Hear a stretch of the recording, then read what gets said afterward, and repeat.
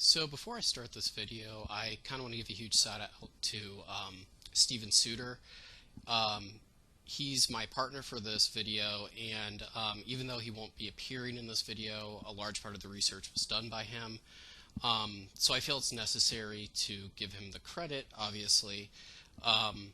So again, thank you, Steven, for all of the help collecting the data and information for this video. So without further ado, let's get started. So I'll be talking about the operation in Vietnam called Lam Son 719. This is not a commonly known operation. Most of the research that I had done, it's not widely talked about besides within the history community, so it's a very interesting topic, but unfortunately it doesn't get a lot of the light some of the more major operations get. So Lam Son 719 was essentially an operation to destroy weapons being moved on the Ho Chi Minh Trail. The issue with that was part of that trail ran through Laos. And because of a United States congressional ban, the U.S. military could not provide ground forces to go within neutral nations at the time. So they had to kind of figure out a way to get around this congressional ban. And the way that they did that is the U.S. military would provide logistical support, whereas the South Vietnamese government would actually provide the soldiers and allow them to invade Laos on the ground. So, that being said, the operation itself was actually split up into 4 different phases, or 4 different planned phases, because unfortunately, or fortunately, depending on how you look at it, these phases would not see the light of day. So the first phase was the U.S. would seize the border approaches to Laos. Then the South Vietnamese soldiers would begin the invasion, and the U.S. would provide air and artillery support. The South Vietnamese soldiers would then conduct a search and destroy mission and eliminate the Viet Cong presence. And the final stage would be that obviously the South Vietnamese forces would exit Laos, and they planned sometime around May. But again, that would not be the case. So that being said, the initial phase of Lam Son 719 was also known as Operation Dewey Canyon 2.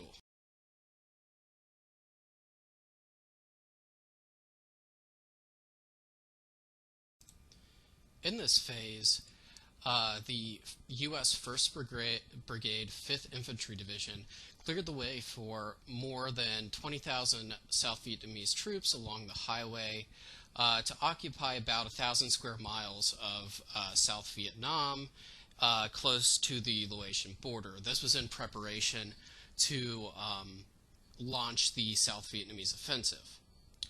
After that, the offensive began. Initially, the resistance was really light. About 12,000 South Vietnamese soldiers moved across the Laos border. They moved into the communist jungle stronghold in the town of Techipon. This was the major enemy supply route along Route 9 and the Ho Chi Minh Trail. Initially, they were successful in capturing it. However, resistance stiffened in the second week when the North Vietnamese rushed reinforcements into the area. During the last week of February 1971, there was a big push about 16 miles from the border after bloody fighting, which the communist troops overran 2 South Vietnamese army battalions. This would ultimately lead to the retreat of South Vietnamese forces. So the initial results for Lam Son 719, though initially successful, a heavy counterattack by communist forces ultimately led to the retreat of South Vietnamese forces and a failure of the operation as a whole.